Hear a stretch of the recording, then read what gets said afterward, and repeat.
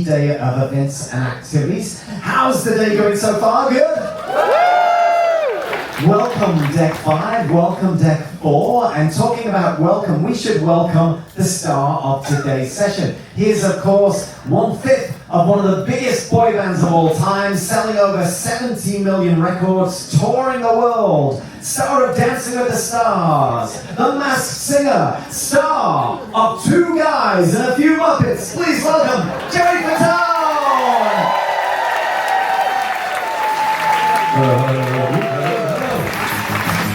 Oh, that song. I've never heard that song before. I'll never do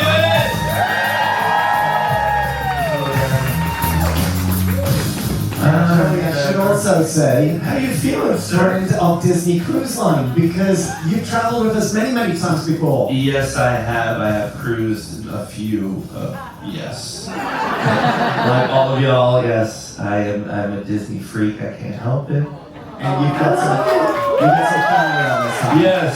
Where's my daughters? Where are you? Where are they? Did they leave me? Oh, no, they did. They're embarrassed to even say hi. They're like, yeah, no, that's my dad. And they didn't care about me. All they cared about was Kermit. They didn't care about us. They're like, we want Kermit and Animal. We don't care about Dad. You know what? We've got a lot to talk about. We've got about 40 minutes or so. Let's take it all the way back to the start. Oh. The mid-90s. Yes.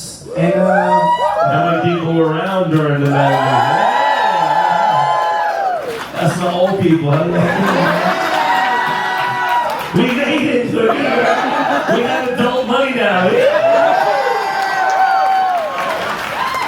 Now, I just want to point out, I mean, a lot of the people, if you're from the United States of America, makes noise, yes? If you're from Europe, make some noise. Well, I just want to point out that, I want to say, Joey, it was the success of your European fans It was, yes. that first started you to then become popular in the States as well. So you knew Top of the Pops? Top of the Pops That's the was show, our yeah. weekly show that literally, if you start on that show, your career changed. SMTV, Yeah. all the Saturday morning The shows. morning breakfast or whatever? The big breakfast. CDUK, I believe? CDUK. You people like, what? And, This is all his lingo. He knows that stuff. but it was a couple of years really breaking through in Europe before then the transition Yeah, of 2.5 years I was in Europe with the guys from the group, Justin Timberlake and JC Chazelle were from Making House Club. They were shooting a TV show on the Disney Channel, and we kind of knew each other. Everybody knew somebody one way, shape, or form. And how we kind of got together was really weird in Orlando, Florida, oddly enough. We got the group together, and we were in Europe for about 2.5 years before we came over here. Back in the day, it was like grunge, it was more like Pearl Jam, Nirvana, all that kind of stuff in the States before, I love that too, before we came over. And these white little boy band guys, that's great, okay. But yeah, we toured, and then all of a sudden when we came over here, this is when Hanson and Backstreet Boys and Spice Girls came out in the States, and we kind of went in there and kind of bopped out, and here we were. Absolutely. And touring, and a little young lady at the time was touring with you all over Europe at the same time, Brittany. She was there.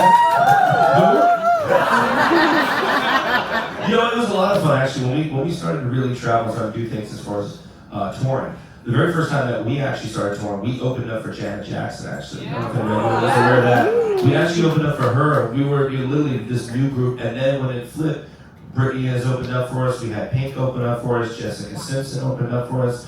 Other people that we shouldn't name names have opened up for us before. Never mind. But it was really cool the day and age of the 90s, how amazing the music was. It was just fun. I don't understand any of the music today, do we? Or is that me just getting old? Skibbity, bibbity, boo bop bop, what do you say? Tell me, what is that? Skibbity, what is it? Skibbity toilet. I'm Riz. No? We're not cool? Okay. Sorry, kids. I'm a horrible dad. So, what was the one song that broke the US? The song was I Want You Back. It was one of the first songs. It was really cool to hear it on the radio. I guess it's just a weird feeling when you, especially anybody that's like never been on TV or something like that, and you've been on the news and you get interviewed, you're like, oh my gosh, look at me! Same concept. Obviously, the first time we heard it on the radio, there was this battle of bands where they played one song from a different group and they played one of our songs. And we kept winning every week. We're like, oh my gosh, this is great, this is great. And it was weird how it just built up. And next thing we were doing the Tonight Show with Jay Leno before the other people did that show. And we weren't on Carson, we were Jay Leno. Sorry, now I'm showing my age. Wow. Okay. But it was just the weirdest thing how it did take a long time for us to really grow as a group, but it did feel kind of overnight and fast. And then the ball just started rolling and we started doing theaters and stadiums, which was odd. And yeah, and now I'm here on a Disney cruise with all y'all. Now, we had a little bit of fun last night with the band names, but obviously you guys were around at the same time as those other Orlando boys. Mm-hmm. And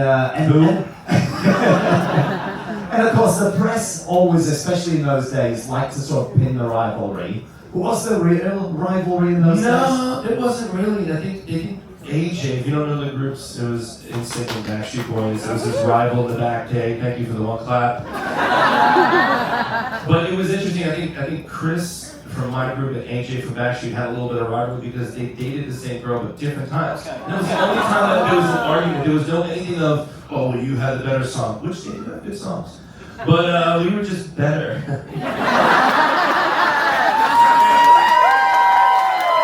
Not trying to toot my own horn.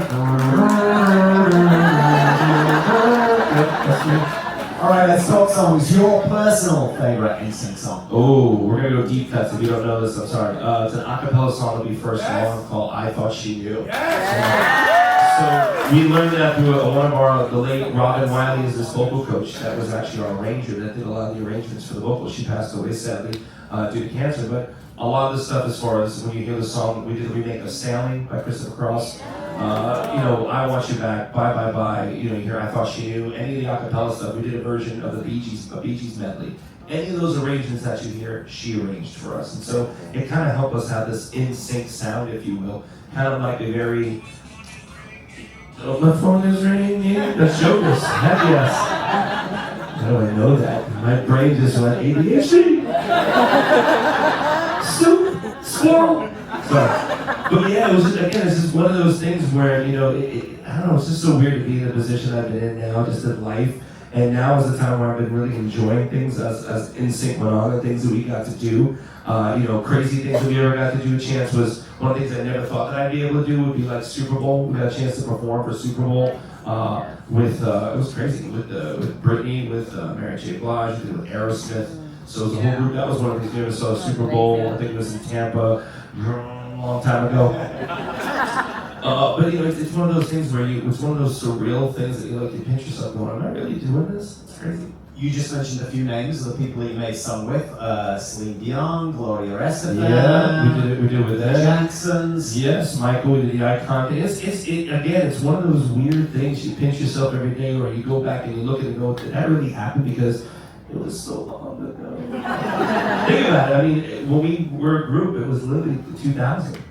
And we're 2024, almost 2025, wow. It's funny because they make a lot of references now. So for those of us growing up in the 80s, let's say, and you thought back to some of that big music that was 20 years prior to you, let's say the Beatles, and it felt so long ago and so old. But now, let's face it, I feel old and the music of the 80s and the 90s was definitely the best, yes? Come on, Air Supply, Journey, and we go on forever talking about it. Now, it's a lot of work making the pop videos, so sometimes, even though they look fun, actually making them aren't necessarily as fun. But for you personally, it was once fun. Again, which one was the most fun? Being strung up? It was during rehearsals actually for our tour. We were in New Orleans rehearsing for a New Orleans.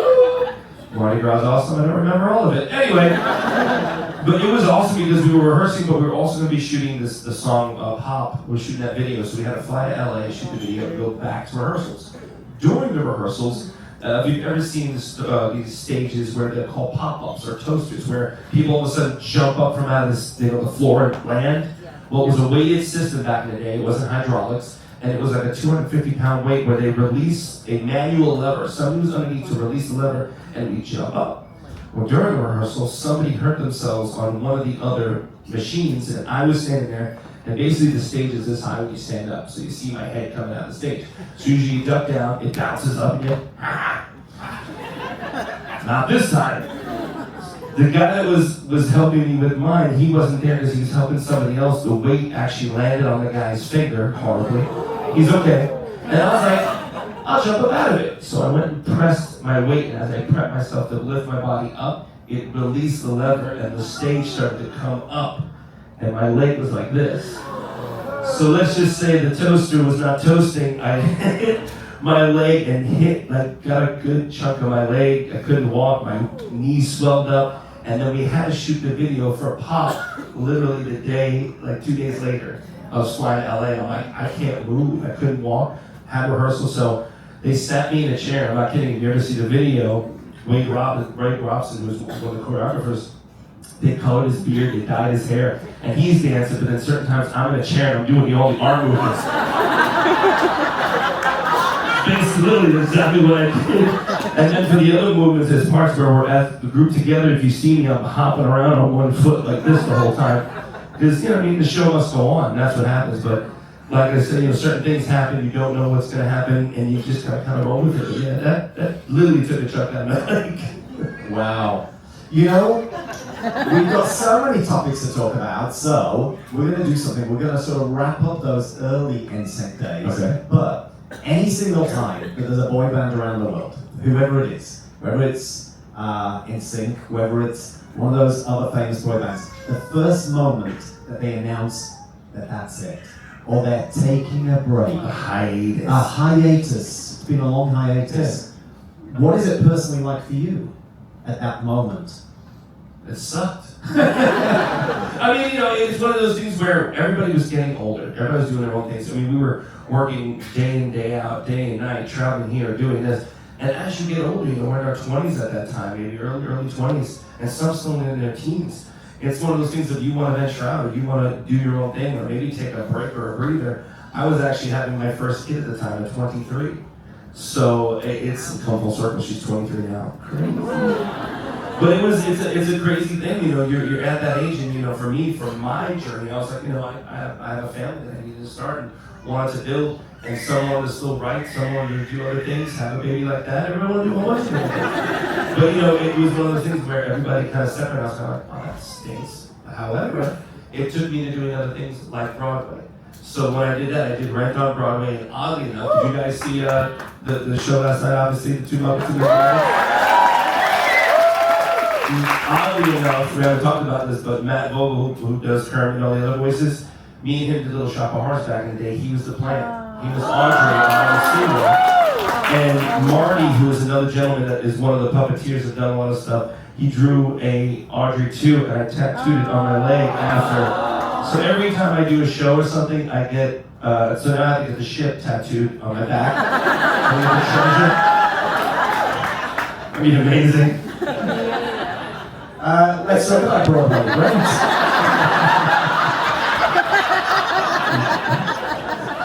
See the stack coming up. Jumbo's treats right here on the side. So anyway, what'd you say? What was that question? Broadway. So you started Rent? Oh yeah, that Broadway. Yeah, it was again one of those things where dreams come true for me. I always wanted to do Broadway, and after NSYNC, that led me to do stuff on Broadway. I did Rent for about 6 months in New York City. I did Little Shop of Horrors. I actually did The Producers. And I did, in Pittsburgh actually. Pittsburgh, the Benner Theater, 42nd Street I've done as well. In Vegas, I did Rock of Ages.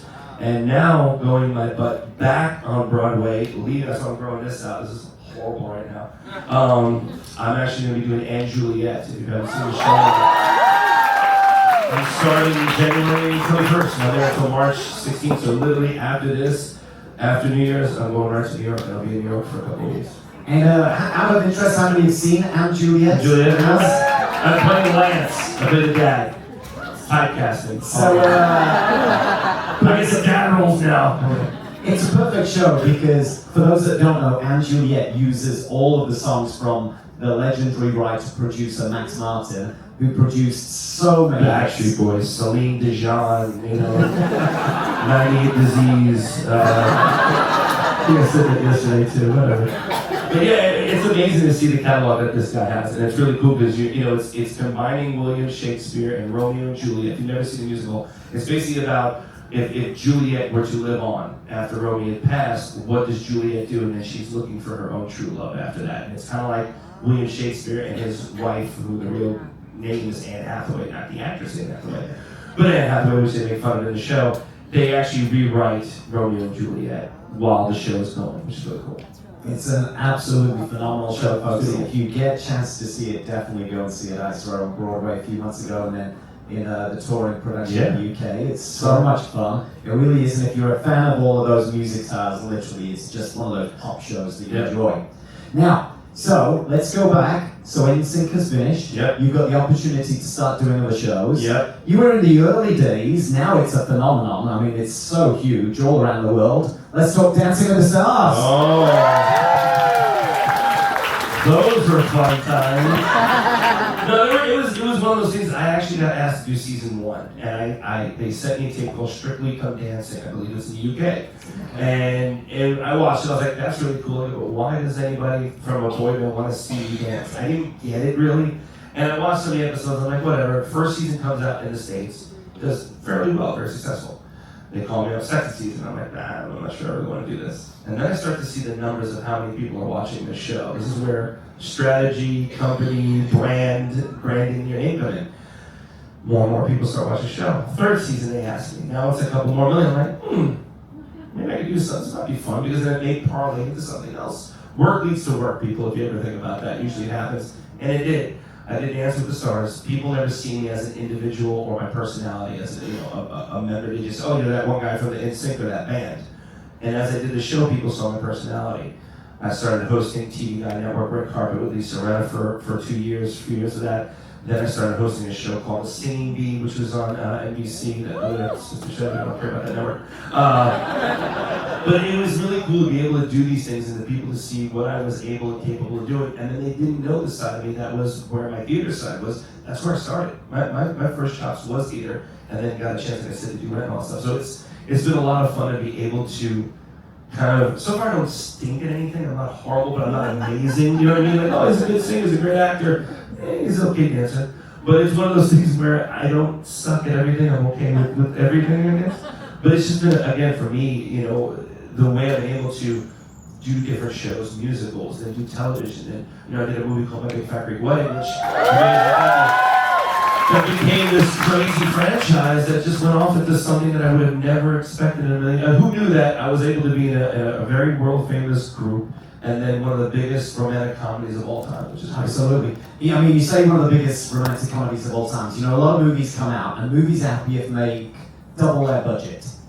My Big Fat Greek Wedding made 75 times their budget and production. Yeah, it was $5 million to make. It was this independent film. I did the audition. It was Tom Hanks' production company, and they're like, we want you to do this part, and I'm like the only Italian guy. I'm not Greek, so don't try to speak Greek to me. I have no idea. I only know the words that I said in the movie, and that's it. I wish I were. But it was really cool, but they were like, okay, this is your mom, this is your dad, that's your aunt, that's your uncle. You got the lines? Yes, let's go. Action. I was like, what? So it was one of the craziest things, and then really it grossed over $280 million in the theaters alone. And I guess, really what it was a heartfelt movie. Everybody can relate. Everybody has the crazy aunt or uncle, one that always makes fun of the kids that are always rambunctious. Where's the drunk uncle that's always around? Those people. Fun people. And then, they called you back for number 2 and number 3. They called me back for number 2, and then we even went back to number 3, which I thought was amazing. And I told Nia, who was writer and director of the third one, you want to put me in any of those films, you go right ahead. Because I was in Greece for about 2 months, and I didn't have to do a whole lot of stuff. So I was like, you let me know, I will play any part in any film. I will go to Greece, thank you. So we chatted briefly beforehand, talking about being in control of the microphone and maybe not being in control. So you ran those game shows like the Singing Bee. Yep. But you've also starred as a contestant on other shows. Which do you prefer? Definitely hosting, because I am not bright at questions. I did host a show called, what was it now? Common Knowledge, my brain. Game show, yeah. And people are like, you remember those questions? I'm like, no.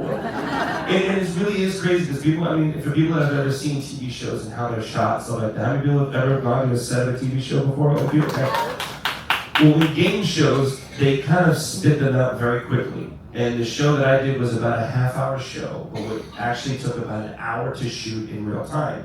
However, we did 6 shows a day. So you're banging literally contestants changing suits, and I'm doing 3 in the morning, and then I do another 3 at night, and I do that 5 days a week.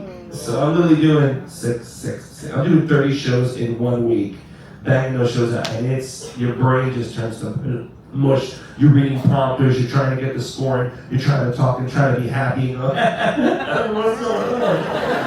And because, you're getting questions, but again, when people ask me about, do you remember the questions, I'm like, it goes in one ear, right out the door. I'm like, I have no clue. But again, it's one of those things where it's so much fun to do those shows. I think that's why I love hosting and always wanted to be one. Always watched, Price is Right, and Let's Make a Deal, and all those game shows. I don't know, I think I love the interaction and how the host can actually, it can make or break you, really, to be honest with you. Meaning, like, you want to make sure that the host is there to make you feel comfortable, because you want them to do well, you want them to win, you don't want them to lose, you don't want them to look like a silly person, but they do that on their own. It's great. So one of the things I've learned about being a host, you just let them be, and it will just do the rest, usually. If there was one show you could go on as a contestant? Oh, God. I did one. I'll tell you one that I was horrible at. Horrible. Was Wheel of Fortune. Probably wouldn't do once. Man, I went to Orlando High School, and I don't think I spelled very well in high school there. Awful. But yeah, I'm not really good at Wheel of Fortune. But if I could, I'd love to do, Whammy. Pressure Luck. I want to be Pressure Luck. Stop that Whammy. Joey, I said you're a friend of Disney Cruise Line. We've seen you a few times, but you're a friend of the Disney company as well. And as you say, work leads to work, and to Dancing with the Stars. It was funny because you came on, I want to say, I think it was the Disney Fantasy. Okay. And I'm going to take you back to a story, and you did a Q&A with our teenagers on that particular thing. And it was quite funny because, you introduced Joey Fatone, 70 million record sales, and the teenagers didn't really know NSYNC. But and then Dancing with the Stars, they were trying to be cool and trendy and pretend they didn't watch Dancing with Stars, so they sort of chilled out a little bit. But they got super excited when you mentioned a role that you did. It was just in one episode of like a girl that used to have 2 different personalities, let's say. Yeah, it looked like a baked potato in that episode if you saw it. It was Hannah Montana. And we, oddly enough, it was during Dance with the Stars. Billy Ray Cyrus was one of the dancers on, well, I can't say he was a dancer on the show. He was on the show. I love him so much because he didn't care. He really didn't. He knew he couldn't dance. He was trying to wrangle the poor guy. He'd be like, hey, how's it going, everybody? He'd be walking off everywhere. He didn't even care. But the crazy thing was my daughter was a huge fan of the show. And I was like, my daughter's a huge fan. He's like, oh, man, I'd love to get you on the show. I'm like, sure. I'm not kidding you. 4 days later, like, we got the script for you. You're going to be doing this. You're playing a baseball player, this. So in the episode, I become this baseball player, washed up, and I happen to own a tiny restaurant. And I get Hannah Montana to perform at my restaurant, and we're both wearing these gold lame, awful outfits, so horrible. And the back of it says, try the veal. It's the silliest thing ever, but I now wish I would have stole that outfit and kept it. We're talking about keeping things, And I'd like to, a lot of people don't realize, because we were chatting before, when you do these TV shows, they take everything back. Oh yeah. You can't keep anything. No, I'm telling you, I don't care. That Anthony name tag is mine. It just disappeared. The mouse company stole it. I have no idea. They took it from me. I have no idea. I wanted the whole outfit, trust me. They were pulling it off of me. I'm like, no, I want to be cool. You know, and this fact, I've got to be honest, we've never talked before, but I want to know if it's true, because sometimes not everything you read on the internet is true. But, and no, it's not, folks. What are you saying? It's all true. Everything. You know? But there's certain websites you may trust a little bit more. I want to know, as a huge Star Wars fan, Right. because I'm going to be so jealous now. Was there an uncredited role in a little movie? Be jealous, people. Yeah, oddly enough, we actually, it was right around the time NSYNC was very, very popular. We were huge Star Wars fans. Episode 1 came out, I believe, and I believe it was the second one, which was the big fight scene. Attack of the Clones. Attack of the Clones. And we had a honor of going to ILM, which is Industrial Light and Magic, and Skywalker Ranch, which is in California. And they were shooting other scenes that had to be inserted in. So pretty much the film was almost pretty much done. We were doing a lot of the audio stuff, and they were like, well, we need to shoot some scenes. Do you guys want to be in it? And I was like, excuse me, what? And I think it was myself, Chris, and JC, and my brother, I believe, that was there. So the other two guys from Inside, 2 or 3 of them, I can't remember who was all there. Bit of a blur. But they gave us the little Padawan tail. Then we went we literally wore the whole garment on. I was like, this is amazing. And our dumb idiots was the funniest thing ever. Me and my brother, it's a big green screen, and they're literally shooting it. It's the camera. So all of a sudden we're going, zoom, zoom, zoom. I'm like, you idiot, we're making the voices with our mouths. You gotta stop because they're not really good. So we wouldn't look that cool doing that. So like, what are we doing? Probably the highlight was this, George Lucas actually came in, which was the coolest thing. We were like, oh, and he was like talking, he's like, yeah, make sure you stand over there. And what there were 2 scenes that we did. The one scene was where Yoda is hovering in that little hover thing down the corridor, that hallway with Ewan McGregor when they're having that conversation. We were supposed to be standing there. There was a part where they put us in, but then they took us out. One, because we're SAG, we didn't sign the SAG rights, and the actual film, I believe, is not SAG. They shoot everything over in Europe, so it's not a SAG movie, supposedly, if I'm not mistaken.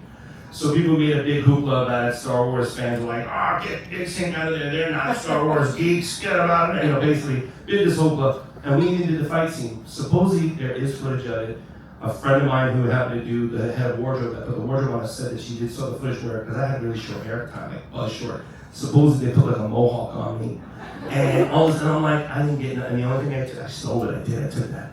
Padawan tails, the one thing I took. Oh, yeah. They glued it, I'm like, you ain't getting this is mine. But it was surreal, it was a really cool moment. Even though the footage never got, and I wanted to see if I get that footage, darn it. Darn you, Star Wars. But yeah, I'd love to get the footage just to see it, it'd be kind of cool. We'll get Lucas a call. Yeah, right? George! I mean, come on, dude. Seriously, bro. You know, he's a big Disney Cruise Line fan. He sailed on the very first sailing of the Disney Magic, right, in Auckland. He's a kid. He is. Yeah. He's just like a little kid. He came to an NSYNC concert with his daughter when they actually do the audio stuff for episode 1. And he literally flew in. We're like, oh, what are you doing? He's like, oh, I'm just editing episode 1. Like, oh, editing just episode 1, the audio. We're good. We were like, we want to be there. And he's like, yeah, no, I just took a break to come watch your show. Everybody did. That was cool. Yeah, but it was a daughter really that forced him to go, I think. She used the force of taking him to go to the concert. Yes, you will go to this concert. And you will like them. Let's bring it up into the last few years. Let's quickly talk The Masked Singer. Yeah, Masked Singer. Has anybody seen that? What a wacky show that was, huh? Yeah, if anybody hasn't seen Masked Singer, it is, yes, exactly what it is. You are put in a costume as a celebrity, and these other celebrities try to guess who you are. Now, it doesn't matter if they guess you right or wrong, they just like the performance. If they don't like the performance, you get kicked off, and then you reveal your face. So I guess the first season, I was the guinea pig. I do like doing first seasons. People always ask, like, why do you do, like, the first season of such and such? And I like it because it is the guinea pig, it is the first trial of everything, and then you can see how successful the show has been going now. But to me, it was the funniest thing because they had no idea what to really do. So they're like, okay, you're gonna be in this rabbit costume. And I'm like, okay. They're like, be a rabbit. So let me get this straight. You want me to be a rabbit, and the outfit I'm in is in a straight jacket with white pants, hockey gloves that I can't even grab, hockey goalie gloves, mind you, and in a rabbit with these ears that okay, what do you think, I'm gonna hop around all day long? Think about it, the head is this big, everything wibbles and wobbles, so I was like, you know what, he's like in a straight jacket, so maybe I'll twist my head like a little psychotic. And it was the dumbest thing I ever did because the head is so large that every time I moved, the whole thing would turn. So the next day, I'm like, what did I do that for? And I had to do that every day for about 3 or 4 weeks. But, you know, comes with the territory. I came in like 4th place. I got kicked off. But that's okay. Gladys Knight beat me, Donny Osmond beat me, and T-Pain beat me. I'm okay with that. I'm okay with that. And the same thing, you know, we do the tattoo. That's what I do, like that. Yes. My little one was Buzz Lightyear, so I got Buzz on my leg too. Yes. Yeah, I'm a dork. Can't help it. You did a couple of voices for Disney Channel animated shows. I'm sorry? Yes. Yeah. Oh gosh, I did. We thrown some old cartoons and some old shows back. Higglytown Heroes. JoJo Circus. I played one of the characters in JoJo. What else did I do? I don't know. I gotta think about it. Too many drinks at the Haunted Mansion. You're so good too, by the way. You know, let's say with animated now, Disney's the leader of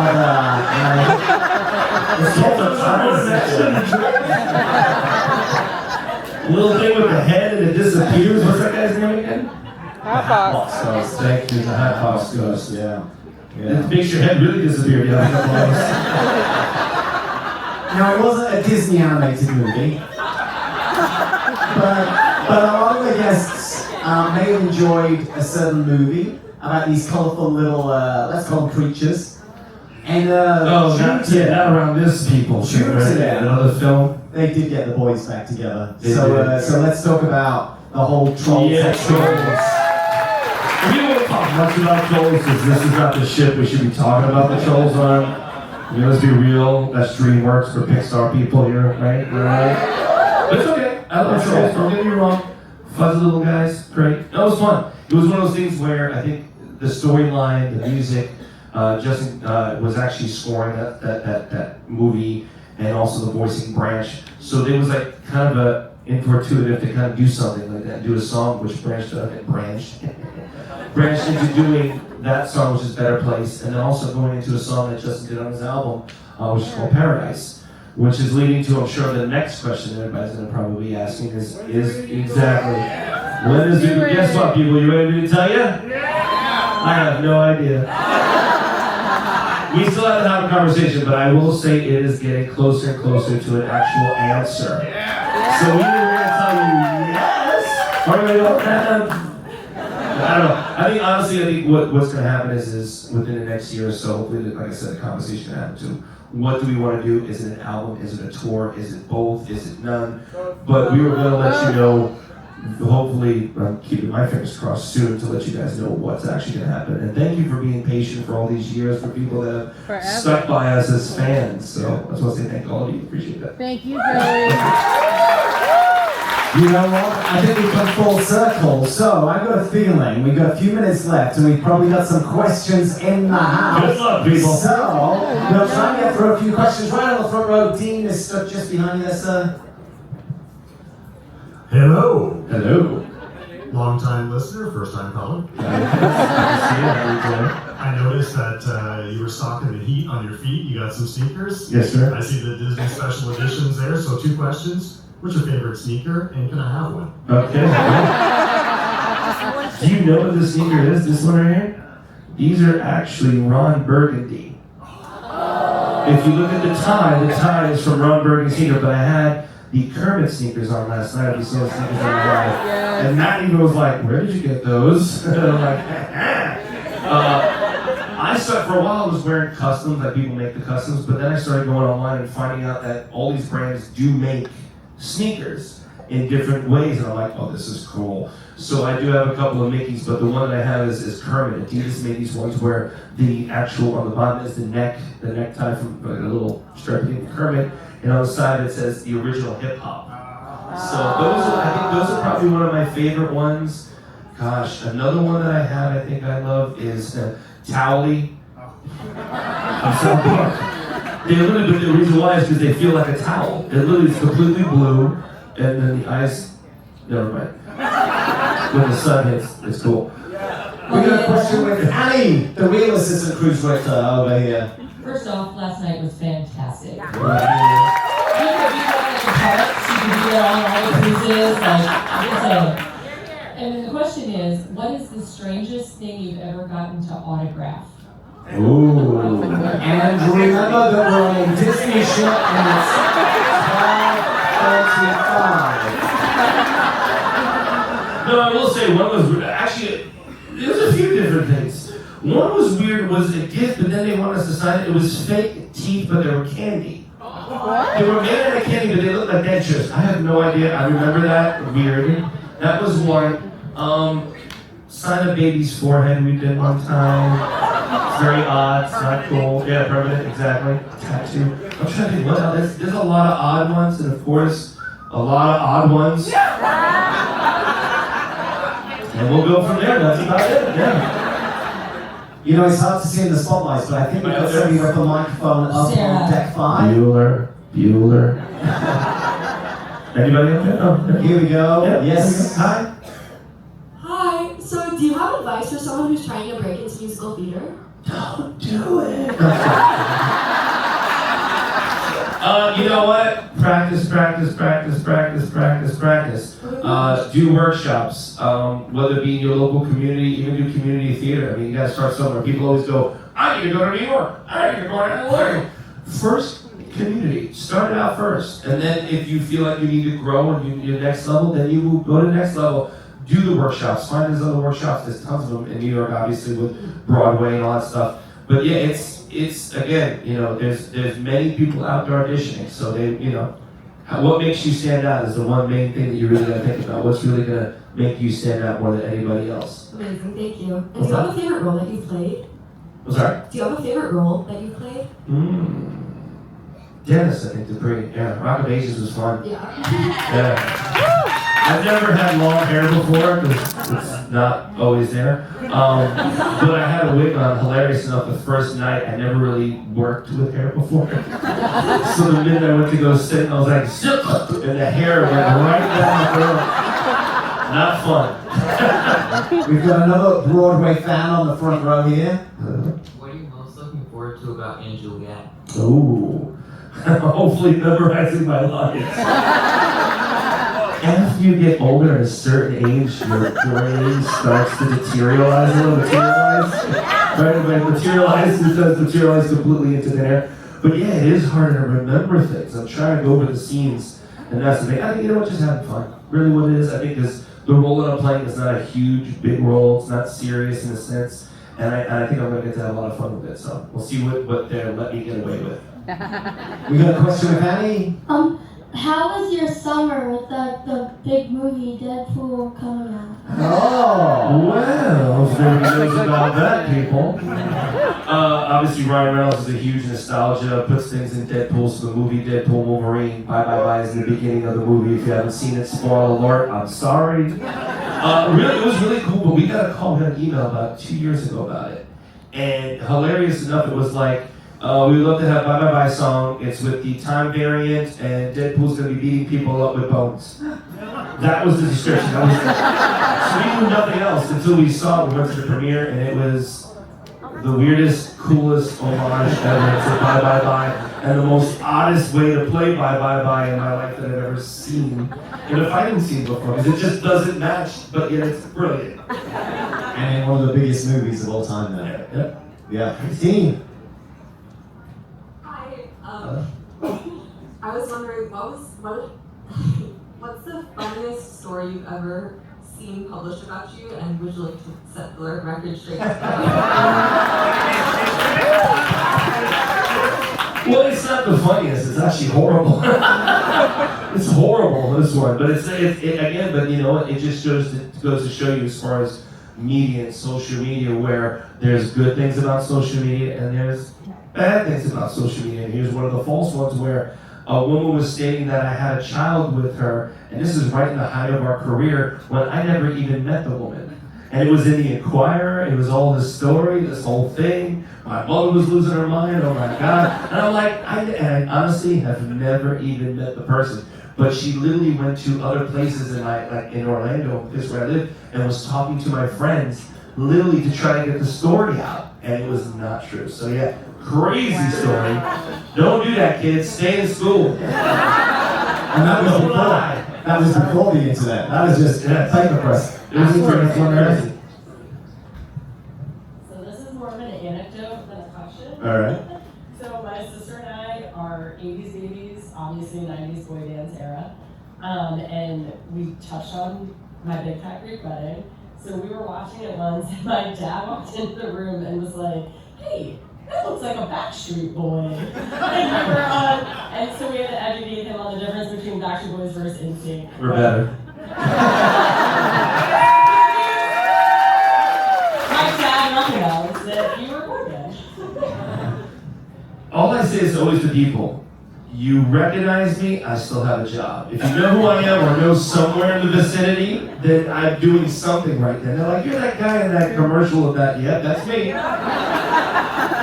We've got time for a few more. So, Dean, we've got the one you've got now, then over to the gentleman on the back row. And Let's do a bunch of three more over here. Let's do fast round. Let's rapid fire. Hi, okay. You're good. We love you in Impractical Jokers, all the scenes that you've been in. We just wanted to know, how did you become friends with them? Like, what's the story behind that? Randomly enough, if you've never seen Impractical Jokers, you ever seen that show? That embarrass each other. So I actually met them randomly enough on Twitter, or X, that they call it now, the kids call it. But on Twitter, randomly enough, there was a podcast called What Say You, which was with two of the guys. They were talking about tattoos. They were talking about Superman, how Q, one of the guys in the group, is a huge comic book guy, has a Superman tattoo. Shaquille O'Neal has a Superman tattoo. And started talking about that. I have a Superman tattoo. And I literally messaged them going, are you guys talking about me? That's all I said. And it went to, hey, how you doing? Blah, blah, blah. Me and Sal started talking. Didn't know that we had mutual friends because we're both from New York. He has family and lives in Staten Island. I have my cousins and my aunts and uncles that live in Staten Island. He went to college with my cousin Vanessa, which was really weird, long story short. So everybody kind of knew somebody, some way, shape, or form. So then we started doing some of the shows. I don't know if you've ever seen just recently where it never punished a celebrity before, but they punished me. And they did a gauntlet on all these things that they did to them, they did to me. So it was this thing called Joey Fatone's Dance Party. And they shot it like it was a dance party show, but they had no idea that things were happening to me. People thought I was either they thought I was going through a midlife crisis or a stroke, because the things that they were doing to me was just not fun. They numbed my mouth with Novocaine. Literally, I went in the back, they shot my mouth up like they did with Murph, if you've ever seen the show. And I had to go back out and talk to the audience. So all of a sudden I go down like, hey everybody, because I could not talk. Literally, I had 8 shots of Novocaine.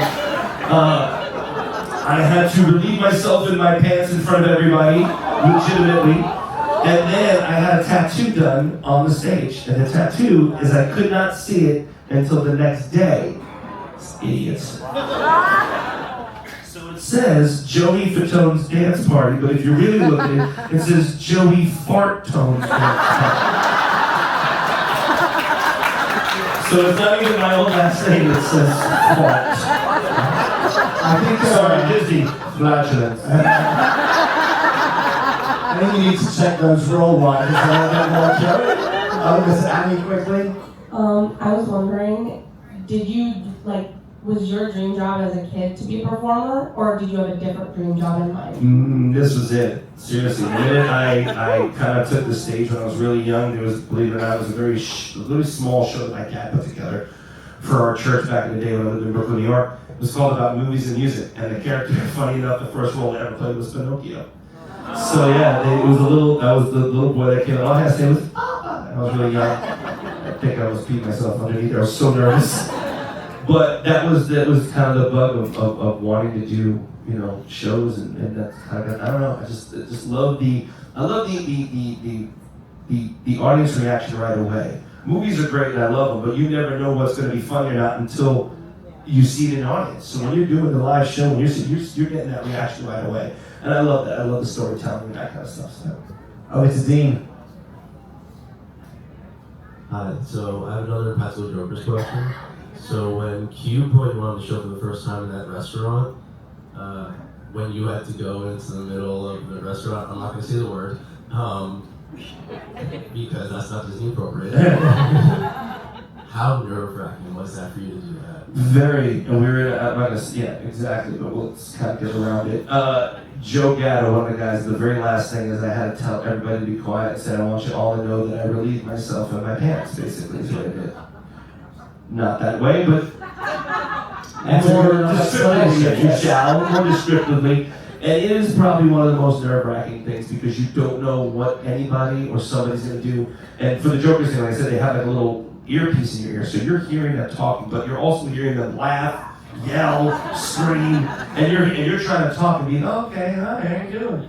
It is very nerve-wracking. It's one of those most embarrassing moments. Like I said, the one when I did the gauntlet, where I literally had to relieve, and it is probably not the easiest thing to do, people. Maybe as a kid, I'm sure the kids at the Diaper Dash did it, but I'm not kidding you, I was getting sick to my stomach just standing there going, these people I am a horrible person when I'm doing it right now. It was just odd. But again, you do it for the love of the show, you do it for the creativity. Of course, after the show was done, they let everybody know that I was not having a nervous breakdown or a heart attack, so we were good. It was good. Oh, yeah. Annie. Thanks again for last night. Such a great show. You're welcome. Thank you. Now I have a Disney Cruise Line question for you. Setting aside the adage of love the one you're with, which Disney Cruise Line ship is your favorite? Ooh. That's like picking a child. You're putting me on the spot now. You know what I will say? Honestly, I'm not just because we're on it, but this ship is, I think, by far, they did a really hands down one of the best jobs because, when you're, hey, listen, when you write a complaint on the paper of what happened on the cruise, no, certain ships, the clubs and the bars for people are too big. I like the intimacy of these areas, and there's so many of them. In certain ships, there's only a few places to go to. Here, it seems like there's a lot more things to do, a lot more places to go. I think the concierge, in the sense of like the people that are staff, give yourself a round of applause, seriously. Give a round of applause to the staff and everybody here. They don't get the credit that they do. They are working their butts off for everybody. And I don't think everybody gets a chance to see the behind the scenes. I know some of you do, and you kind of see people and what they do behind the scenes, but it truly is amazing to make this ship run and what they do. So again, more, the treasure, since it's the inaugural, I'm on it. They really did a really good job. And again, Paulo is a staple. They have it in the but it's great. It's great. I think we've got time for one last question over with you. Can you sign this for me? You want to get a question while we're signing that? All right, we have one more question. Annie, down here at the front, is going to be our extra last question. Yeah, ask the question, I hear you. Growing up around Orlando, do you have an early memory from Disney World or a favorite memory or a favorite ride you could tell us about? You're welcome. But don't bother me again, kid. Keep the magic, have the magic. Wait, what was the question again? Favorite Disney attraction or a ride or a Disney memory? Okay. Cool thing is I worked for a Disney company. I was friends of Spectrum Magic. I was friends with a lot of other people. It was great. For me, the experience to be part of that, and then interesting enough, with NSYNC, got a chance to kind of full circle to come back and work for the NOS again. I mean, I did, because it was a show that was on the Disney Channel called In Concert, and that's actually how NSYNC, believe it or not, got our big break, was because of Disney. If it wasn't because of them, because of Mickey Mouse Club, they took the two kids from Mickey Mouse Club and said, we have this group, we'd love to do this show. Backstreet Boys was actually supposed to do that show, and they were too tired, and they were like, we don't want to do that. Thanks, Backstreet Boys. I tell Howie and those guys all the time, I'm like, you guys are dumb. Because if they would have done it, I don't think we would have been to where we are. Seriously, I can honestly say that because it really did catapult to how we would have been there. Give yourself the credit. But it did help us, it did catapult us. So again, if it wasn't for Disney, that's another moment. I think a lot of things that we've done have come back to Disney. Well, I think that's a perfect ending because not only have you been all of those Disney elements, as many people have said, I just want to say one last time, thank you so much. Last night's show to Matt, to Eric, and for Joey Fatone. But now, after I'm sorry, I have to say it, but now it's time to say bye to Mr. Joey Fatone.